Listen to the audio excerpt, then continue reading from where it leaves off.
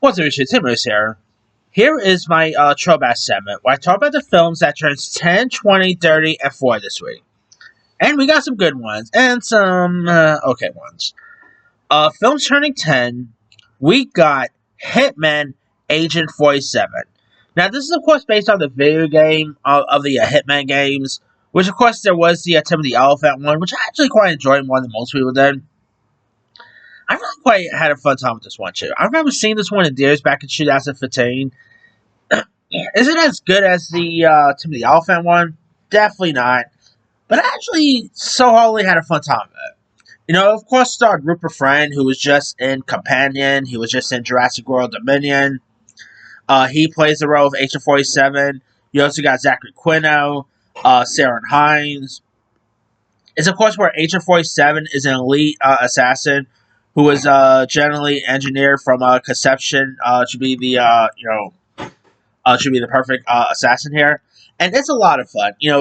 Rupert Friend, I really thought he embodied the role of Agent 47 perfectly. It definitely has a fun action to it. Sadly, no one really went to go see it. It just came and went and didn't really do so well in the box office, so that's unfortunate. But I wouldn't mind seeing another Hitman movie, what he says. Either a Hitman, maybe a new Hitman movie or a series, but who knows. Alright. Also, turning 10, we got American Ultra.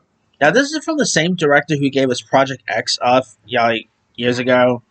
And this stars Jesse Eisenberg, Kristen Stewart, Connie Brin, Topher Grace, John Leguizamo. And this is a story about a stoner who discovers that he is part of a secret government program and is a sleeper agent. This movie is a lot of fun. The chemistry between both Eisenberg and Stewart's hilarious. John Leguizamo is really good in this. It definitely has some fun stoner humor to it.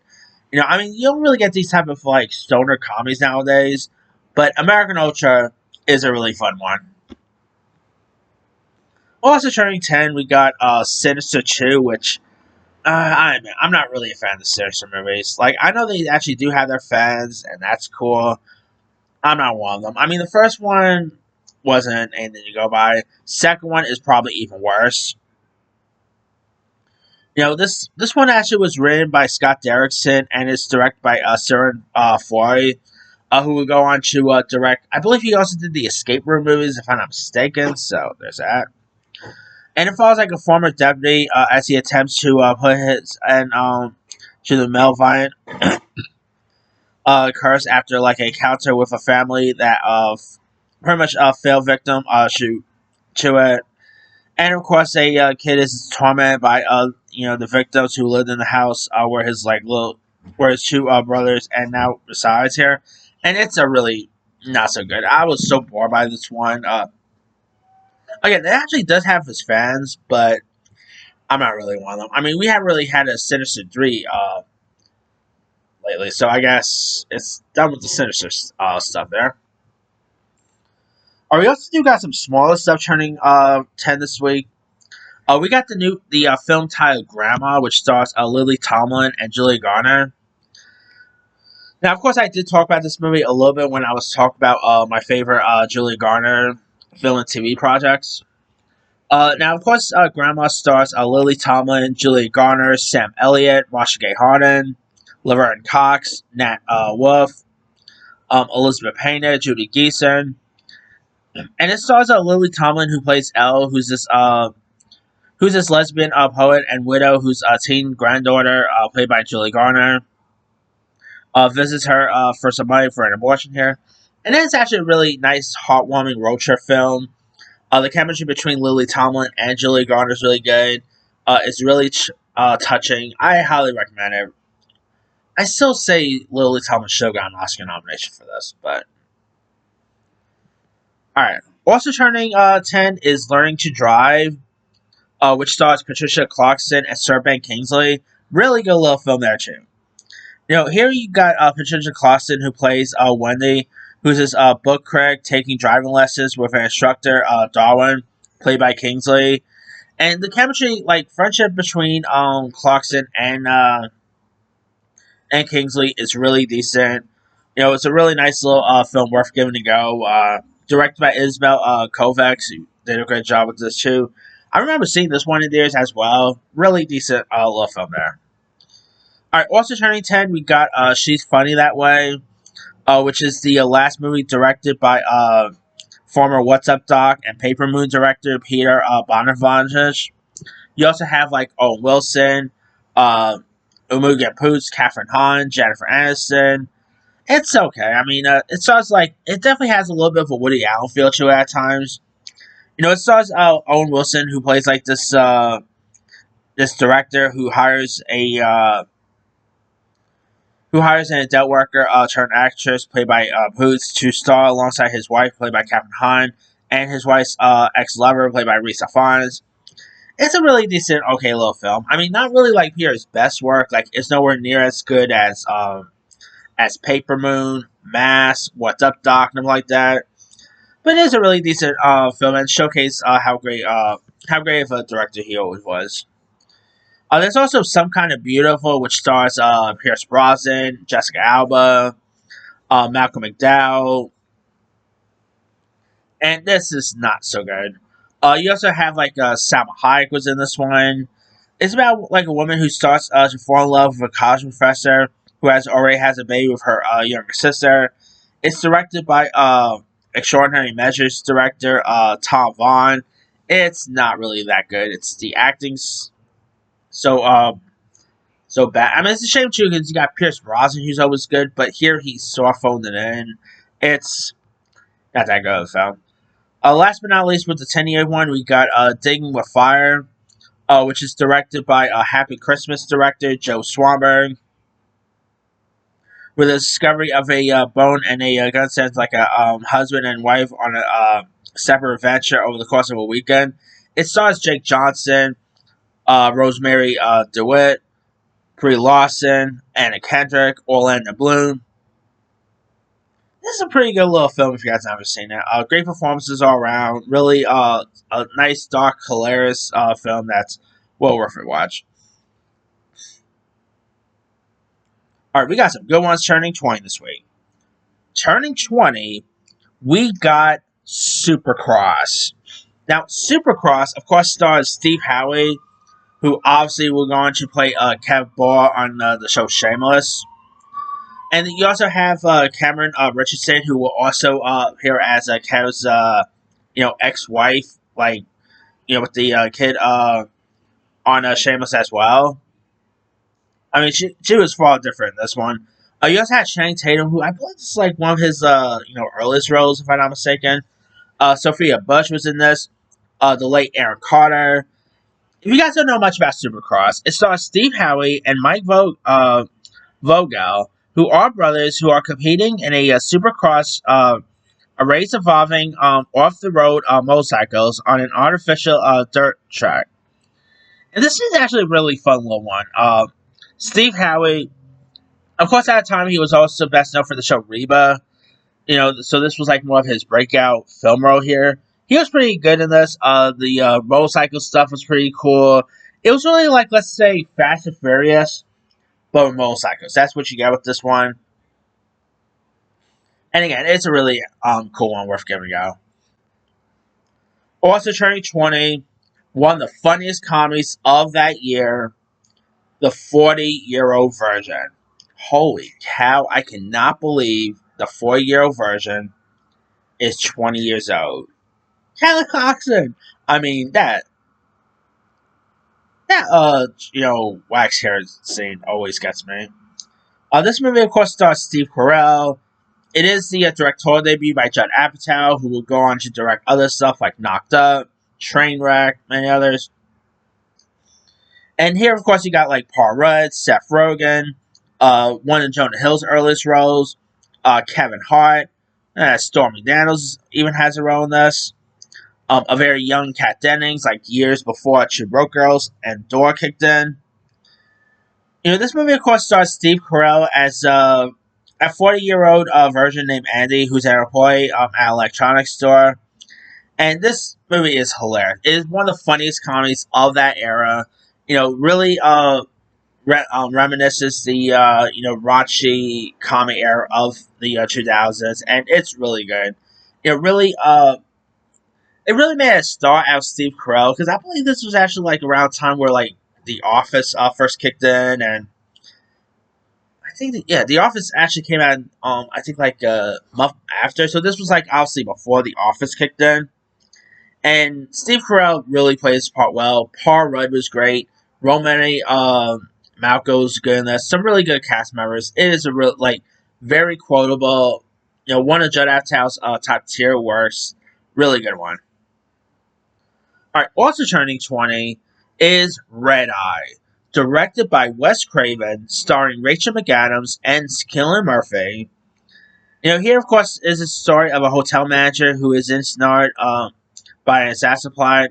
Um, while on board of a red eye flight to Miami. This movie is a lot of fun. Lots of crazy twists and turns around. Cillian Murphy was creepy in this. This was around the same time where he also played the Scarecrow, so he had a knack for playing a villain at the time. Rachel McAdams was good in this. It's not Wes Craven's best work. It's nowhere near as good as, let's say, Scream or Nightmare on Elm Street, nothing like that. But it is a really well worth a watch. All right, also turning 20, we got Valiant, which is the animated World War II film. It tells the story of a group of war pigeons during World War II. To be honest, it's not so good. I remember watching this probably only once or twice. It didn't do anything for me. Not really like my favorite anime film there is. It does feature the voice of Ewan McGregor and stuff, but it's not even to go by. I don't even think this movie did all that well. I mean, it makes sense. Like, what kids want to go to see a movie about World War II, right? So yeah. Anyway, also turning 20 is Sympathy for Mr. Vengeance. Of course, directed by Park Chan Wook. Part of his Korean noir trilogy. Of course, that was also start with like Oh Boy and stuff. And the film, of course, is about a young deaf mute factory worker trying to earn money for his sister's kidney transplant by holding his door of a wealthy man for ransom. It is a really decent, violent one worth giving a go. Great action, great cinematography. Of course, Park Chan Wook will go on to direct other stuff in this universe, like Lady Mrs. Vengeance, Old Boy, and stuff. And it's a really decent one worth giving a go. All right, film. Oh wow, we got some good ones turning 30 this week. Turning 30. I know it's awkward to talk about it now because of its star and director. It's still iconic though. Turning 30 is The Usual Suspects. Yes, this was directed by Bryan Singer. Yes, this does star Kevin Spacey. Take everything with Bryan Singer aside. Take everything with Kevin Spacey aside. The Usual Suspects is great. Of course, it also stars Gabriel Byrne, Stephen Baldwin. It was the movie that actually won Kevin Spacey his first Oscar. Then obviously we're going to win his second for American Beauty. The Usual Suspect is still terrific. Of course, follows the integration of Roger Kent, a small town conman who is one of the two survivors of a massacre and fire on the ship dock in port of LA. And it's a really decent one. Kevin Spacey, one of his iconic coolest roles here. Chaz Palminteri, Kevin Pollak, Benicio del Toro. It's such a good one. I mean, I know it's a little, again, it's awkward to talk about nowadays because of the whole Kevin Spacey situation. And obviously Bryan Singer too. And of course, I believe this was actually Bryan Singer's first film before he, gave us stuff like, X-Men and all.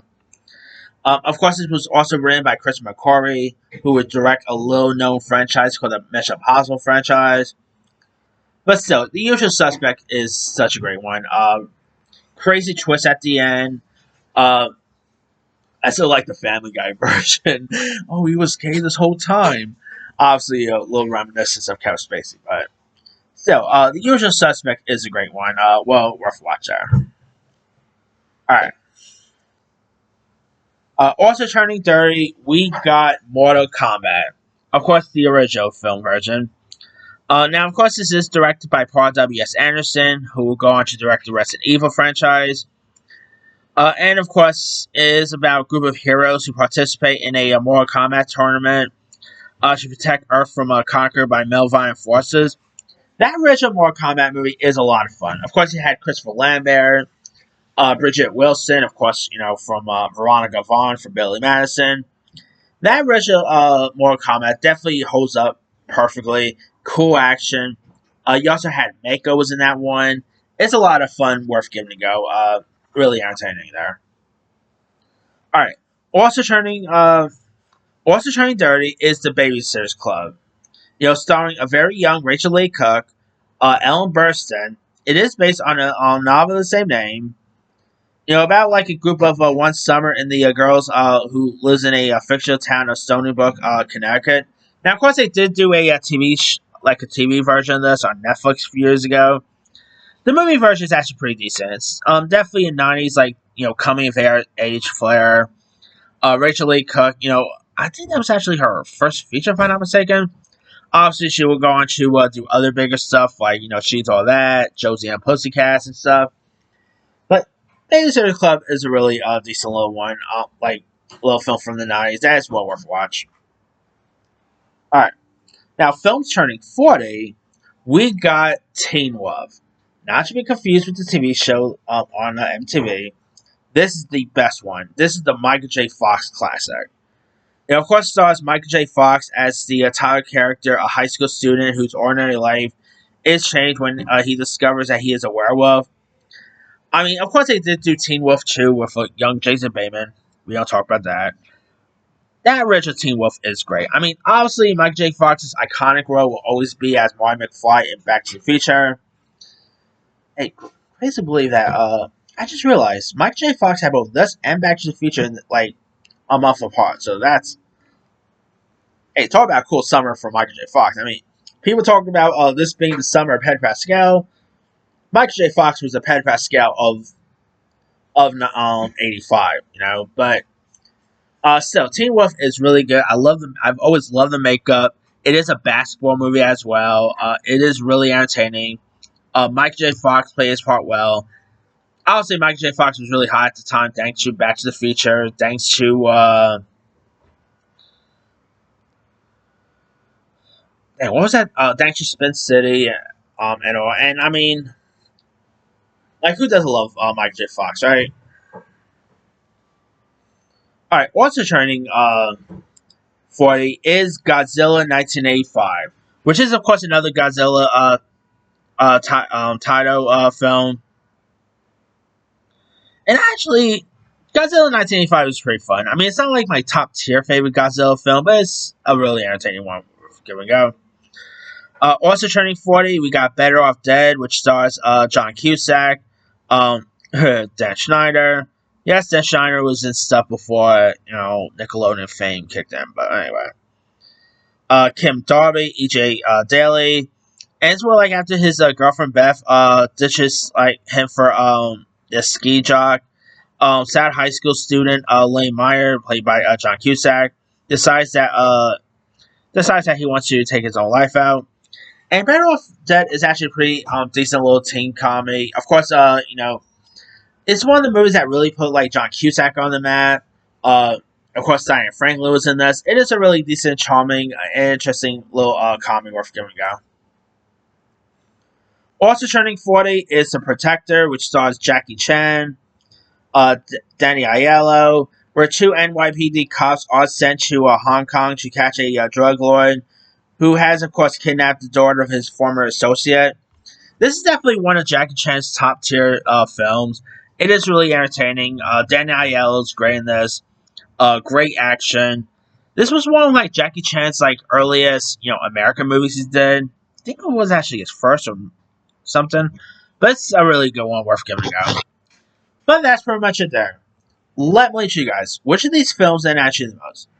To me, the 10-year one is actually going to go to Grandma. With a little, I mean, I should have said maybe American Ultra, but I'm actually going with Grandma. Grandma is actually the better film on that list. The 20-year one is going to 40-year-old version. The 30-year one is The Usual Suspects. And the 40-year one is going to Teen Wolf. Anyway, drop comments below. Don't forget to like, subscribe, hit that bell for notification. This is Sympathy.